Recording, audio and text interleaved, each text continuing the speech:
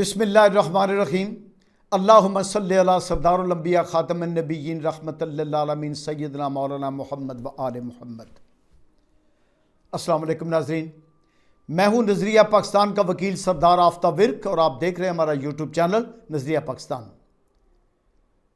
नाज़रीन, कौमों पर बड़े बड़े मुश्किल वक्त आते हैं, लेकिन बाशऊर कौमें, ज़िम्मेदार अदारे, ज़िम्मेदार अफराद उन मुश्किल औकात को अपने मफादात के लिए इस्तेमाल नहीं करते, अपने मखसूस रंग में उनका जिक्र नहीं करते। वो कौम के मफाद को सामने रखते हैं, अवाम की बेहतरी को सामने रखते हैं और मुल्क की सालमियत को, सलामती को सामने रखते हैं। वो तमाशा नहीं लगाते, वो ढोल बजाकर दुनिया को इस तरह से नाच नाच कर नहीं दिखाते कि उनके अपने पांव की धूल इतनी ज्यादा पड़े उन पर, कौम के चेहरों पर, कि हकायक की शनाख्त मुश्किल हो जाए। ये इंसाफ की अलामत है और इंसाफ की अलामत का तकाजा ये होता है कि इसको किसी वक्त भी नजरअंदाज ना किया जाए और इसके साथ इंसाफ से मुंसलिक तमाम अदारों की सैंक्टिटी को, उनके वकार को, उनकी इज्जत को सामने रखा जाए ताकि रियासत सलामत रहे, वगरना इस इंसाफ का मकसद खत्म हो जाता है। मैं आपसे गुजारिश ये करूंगा,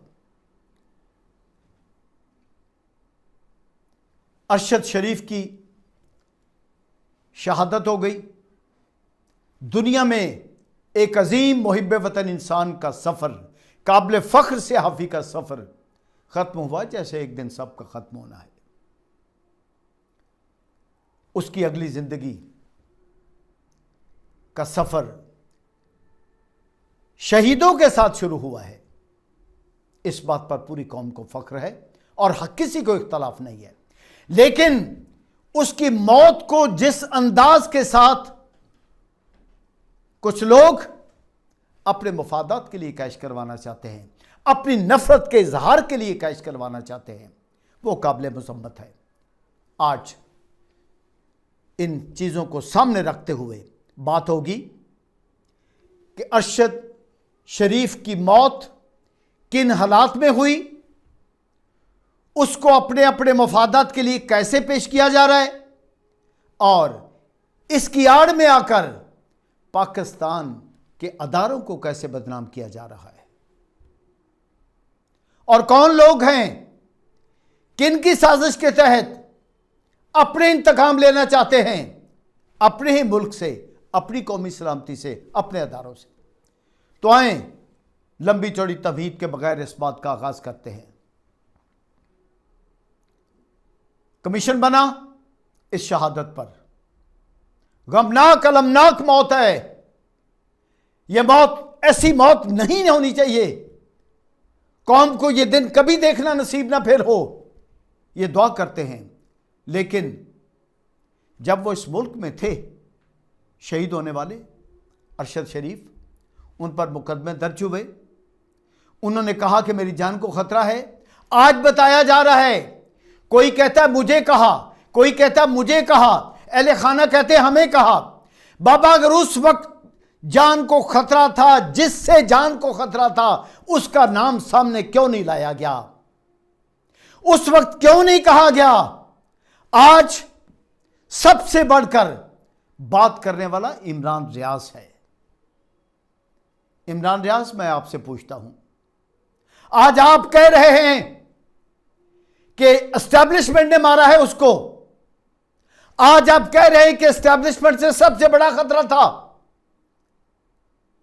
आपने उस खतरे को उस जुर्रत के साथ नाम लेकर कि किससे खतरा है, किस जनरल से खतरा है, किस ब्रिगेडियर से खतरा है, किस कर्नल से खतरा है, आपने उस वक्त क्यों ना बताया? आप नाम लेते।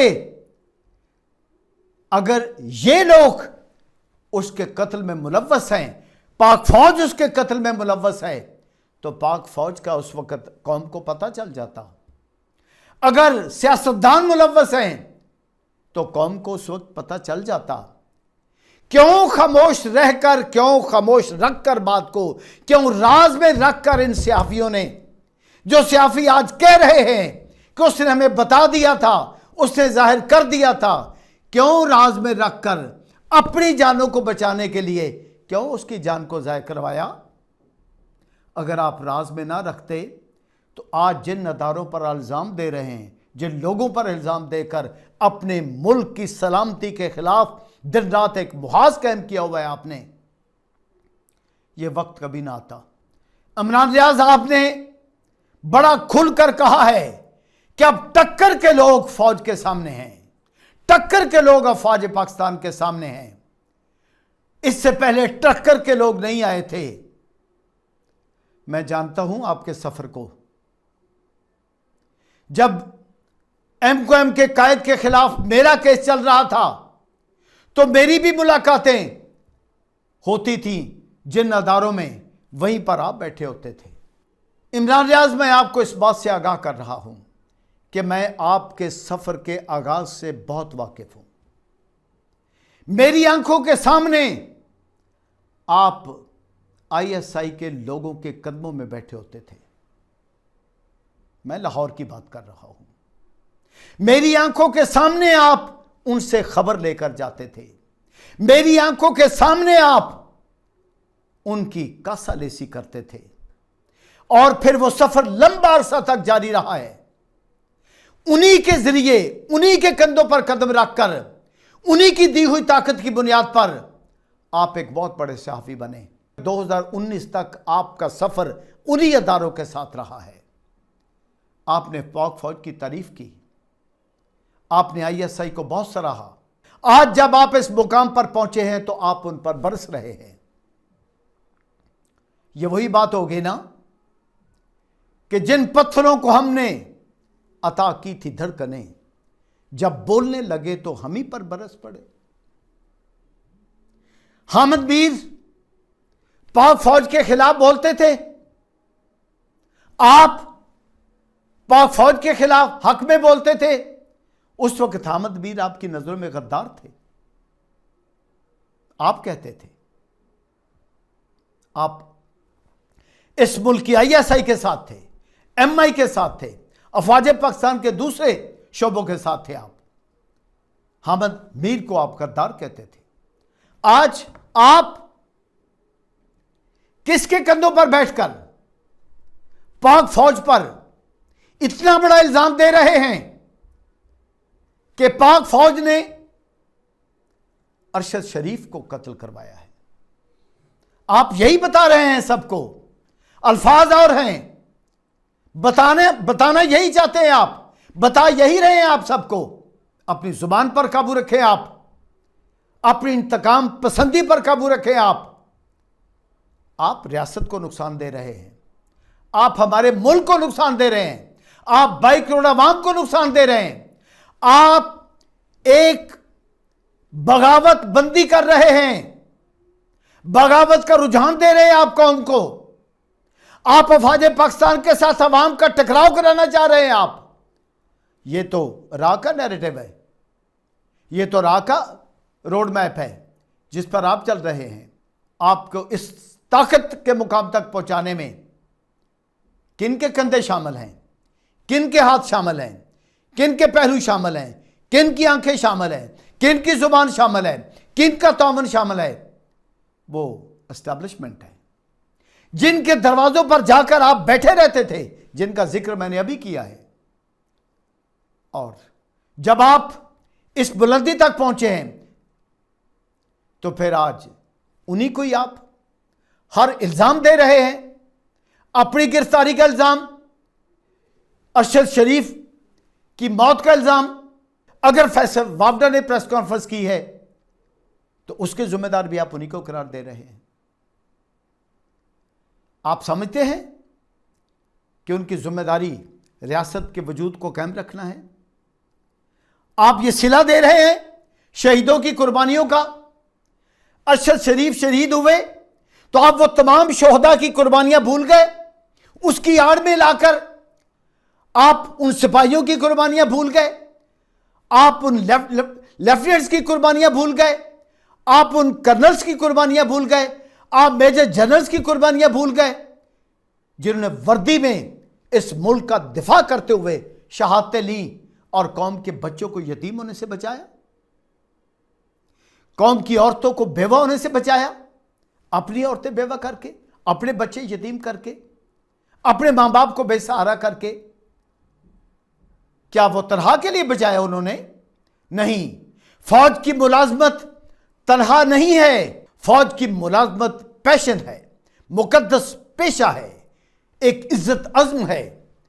फौज की मुलाजमत तनख्वाह के लिए नहीं की जाती, शहादत के शौक में की जाती है, मुल्क को बचाने के लिए इख्तियार की जाती है।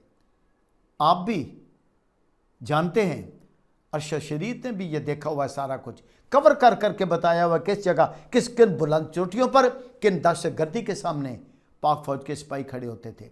लिहाजा बहुत तकलीफ की बात है जो कुछ आप कर रहे हैं। आप बगावत का रुझान पैदा कर रहे हैं, आप कौम का बुरा कर रहे हैं, आपको ये नहीं करना चाहिए।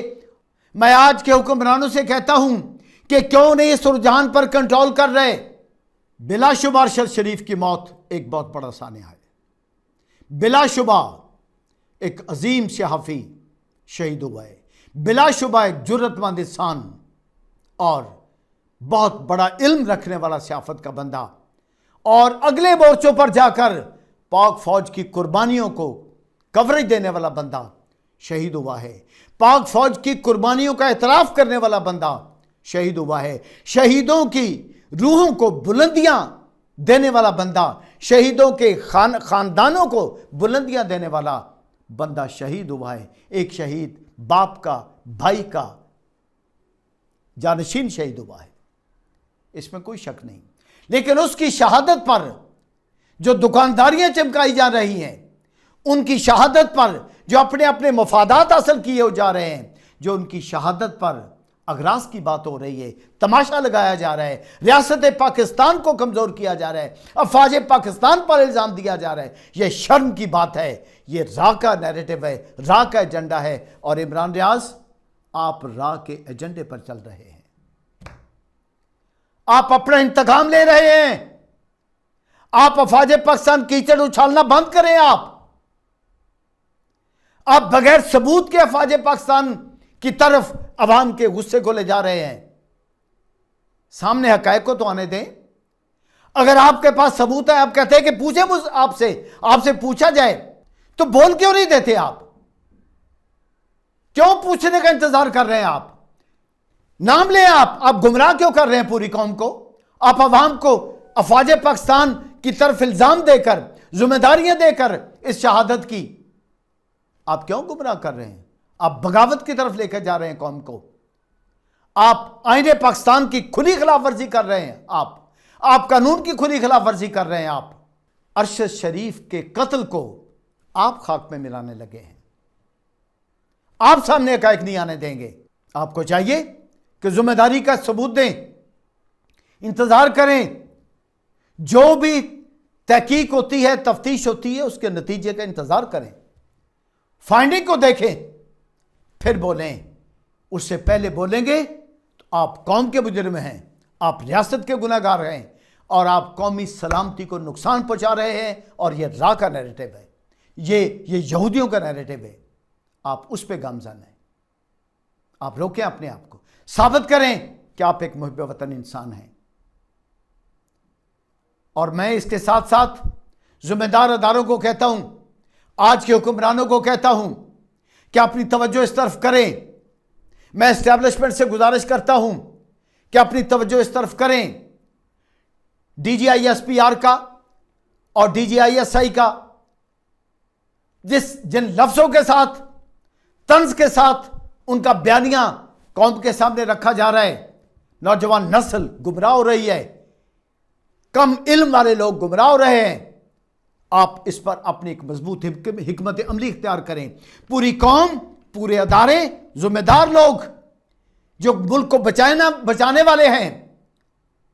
इमरान रियाज जैसे लोग मुल्क को नहीं बचा सकते। तमाशा करने वाले लोग मुल्क को नहीं बचा सकते। ये लोग अपने मुफादात हासिल करना चाहते हैं, अपनी लीडरशिप बनवाना चाहते हैं, अपने आप को बहुत बड़ा जुर्रत वाला ज़ाहिर करके पाक फौज को पर कीचड़ उछालकर, अदारों पर कीचड़ उछालकर, बेगुनाह लोगों पर कीचड़ उछालकर अपनी क्या सराइयों के जरिए हालात को मसक करना चाहते हैं और अपने आप को ऊंचा करना चाहते हैं। इनका मुआसबा किया जाए, अदारे अपना फर्ज पूरा करें। ऐसे लोगों को खुली छुट्टी कभी नहीं दी जानी चाहिए। इससे मेरे कौम का नुकसान होता है, इससे मेरे मुल्क का नुकसान होता है। पाकिस्तान पाइंदाबाद, कायदे आज़म जिंदाबाद, नजरिया पाकिस्तान जिंदाबाद, पाक फौज जिंदाबाद और इस मुल्क के दुश्मन मुर्दाबाद मुर्दाबाद मुर्दाबाद।